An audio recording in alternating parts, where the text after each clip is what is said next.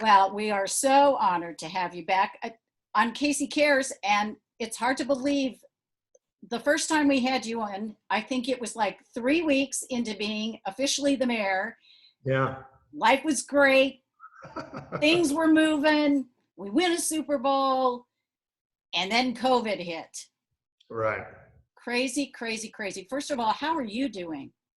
I am doing fine. I feed off of people's energy and company. So this is a very different time. Finding love and company through a Zoom meeting is always very challenging. But at the same time, you know what I'm doing? I'm doing well. Kansas Cityans have been so supportive.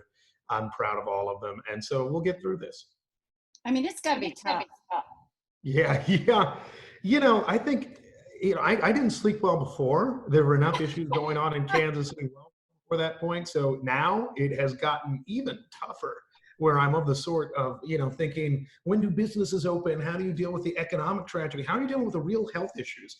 And frankly, how are we dealing with so much of our population? I mean, nothing breaks my heart more than a lot of folks, particularly our elderly population, who can't be out and about in the way that they would otherwise like. And so, it's a tough time, but I think that, we're showing that we're a resilient community. Midwest nice. Yes, exactly. We just need to stay nice. That's my fear as we start to loosen, that people will kind of, well, I got to do this and I want to do that. So I'm hoping, fingers crossed, people keep it in mind.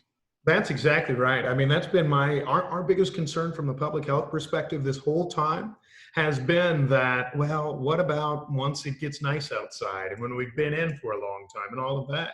That's why you've seen a lot of different jurisdictions coming up with reopening rules. Now it's all incredibly confusing because Yes. I live in Leawood and Kansas City, Missouri is right across the street and they have different things, but we'll work it out as best we can. But I think you're seeing from everybody that we want to reopen, but make sure we do it responsibly so that there isn't that reinfection rate, that there isn't that sort of, same concern that we're having now, so that we can avoid some of the big outbreaks you've seen in meat packing plants in South Dakota or in connection with an election in Wisconsin, and that we'll still be safe here. How many masks do you have? Got to know that. How many different versions? Yeah, I'm staring at one or two right now on my desk. I probably have at least 10. And actually part of it's very nice because Kansas Cityans have been kind enough to send me some and that sort of thing. And I greatly appreciate it. Oh, we'd love to share and tell that. When we sat down with you in the library, when we could be closer, we talked a lot about your approach and your desire to work with the nonprofit community. Fast forward, we're in a little bit different space than we thought we would be. Can you address how you're working with the nonprofits at this crisis time and how that's working out? A few different things about nonprofits right now. I mean, first of all, God bless everybody who runs one. A lot of them that had big events are in the spring. I think of my friends at Operation Breakthrough, for example, who always have a wonderful evening event. And, I think a lot of them aren't getting those same revenues. So I think for anybody watching who has any extra to give, do so. And the other thing I say is I've built a relationship with philanthropy over the years. I am not Mayor Michael Bloomberg, so I don't give away quite as much. But whether you have $1 billion, whether you have 20, and you know this, Ruth, it makes such a difference, and that all adds up. So if you have any treasure that you can provide at this time, it's important. But in terms of what we're doing in connection with our nonprofits, there are some who we have called on mightily during the last several weeks. My friends in the Greater Kansas City Coalition to End Homelessness have done lots of our work in setting up new areas for those who are suffering from COVID and making sure that we have good procedures at our shelters. And so we have talked pretty closely with them. There are others that I haven't had the chance to talk to as much, but that are just as important.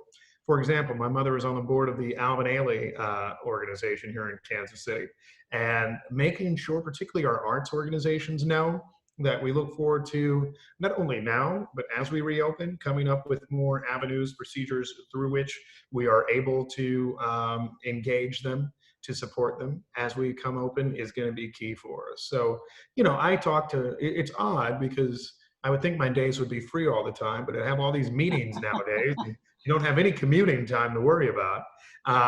And so we are talking closely with them. I would encourage anybody who ever has any questions or wants to chat about their own industry to email mayorq@kcmo.org, and we're able to get in touch that way. Can you imagine if we didn't have all the social media tools, what this would be like?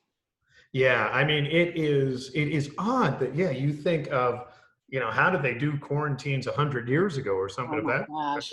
You really have to have five good books and, and really try to get through it. I mean, yeah, it's a tough time, but in many ways, we are very blessed to still be able to do things like this between one another in a way that you couldn't before. Well, we should remind everybody we are social distancing. Yes. You're in Kansas City, Missouri, and I'm Yep. safe in my home office. So we don't want anybody to be confused that we're sitting next to each other, although I would always prefer that. You and I are both people persons.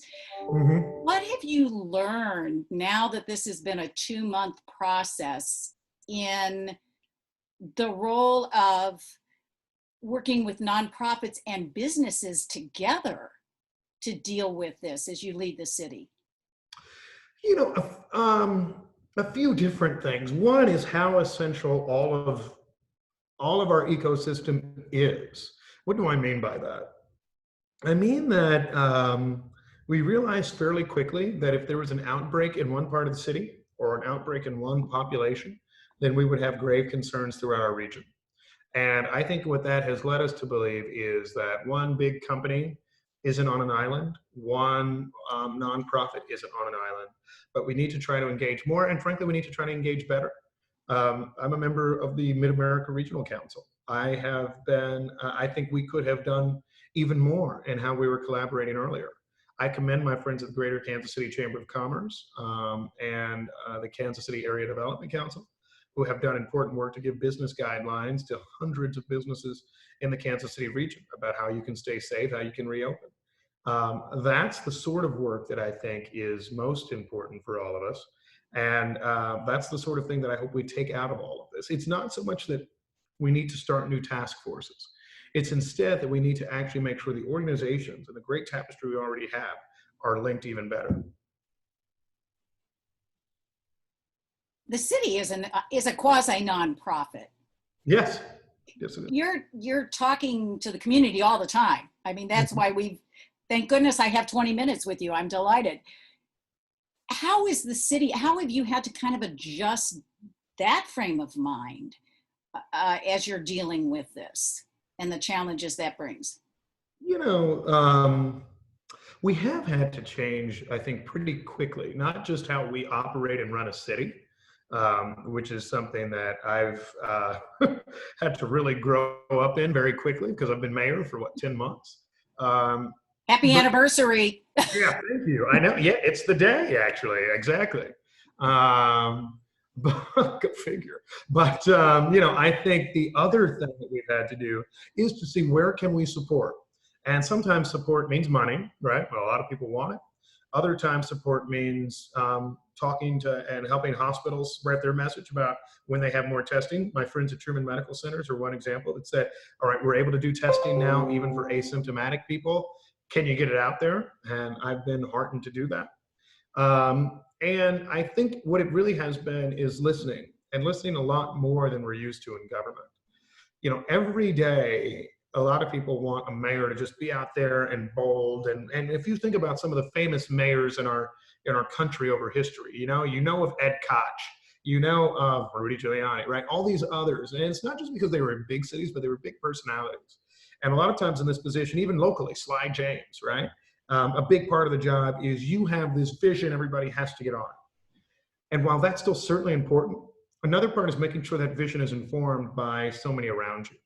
I'm continuing to learn each day from our nonprofit community about how to adapt. I'm learning each day about, frankly, shared struggles in different communities, whether it be in Johnson County or Kansas City's East Side. And I think what I'm taking from all of this is both how to be a better mayor in crisis, but also how to be a better mayor long term. And I think that is something that if we really are looking for silver lining moments from this very tough time, is one of those things.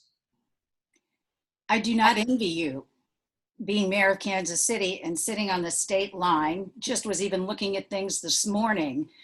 You know, it's like, okay, well, we agree on this date, but we're dancing to this song and not that song and all of that.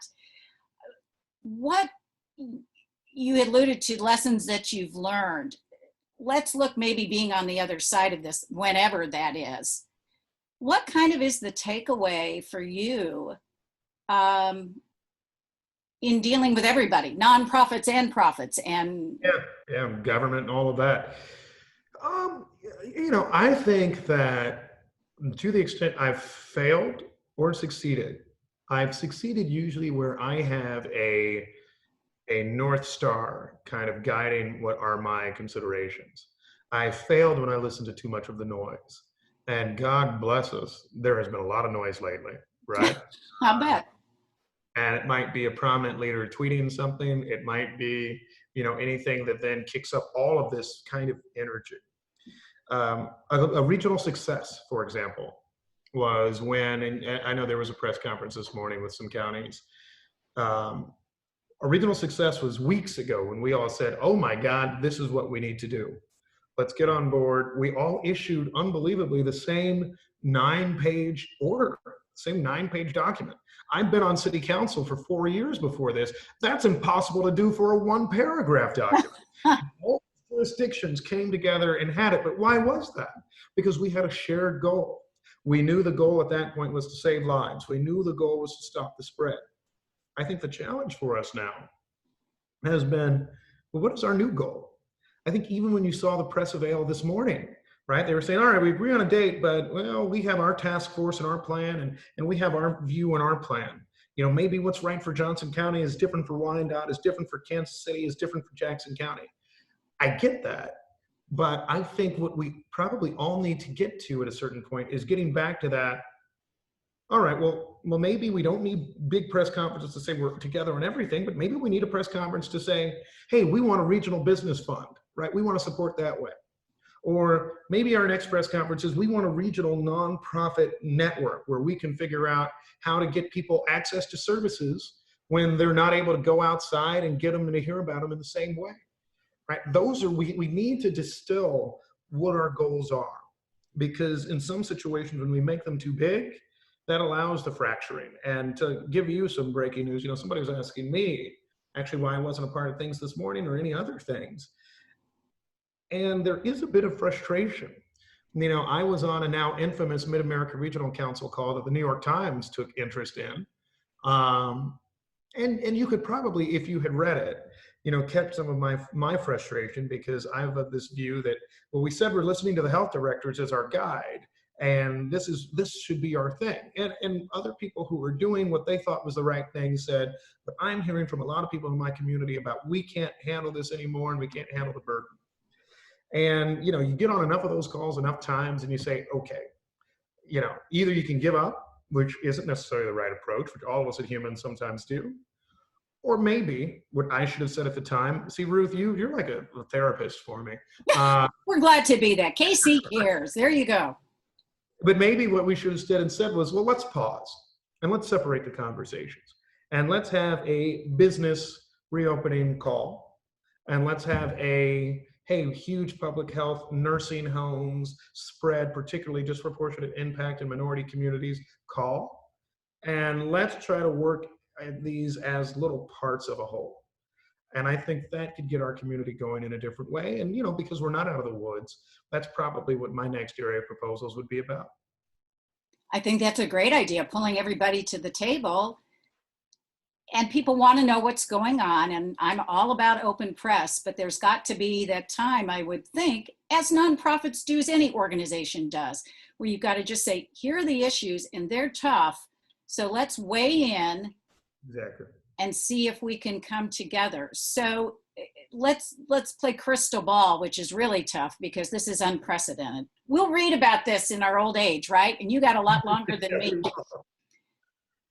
How do you see us coming out of this as a global community? And I mean Metro Kansas City. I live on the Kansas side, but I call myself a Kansas Citian. So yeah.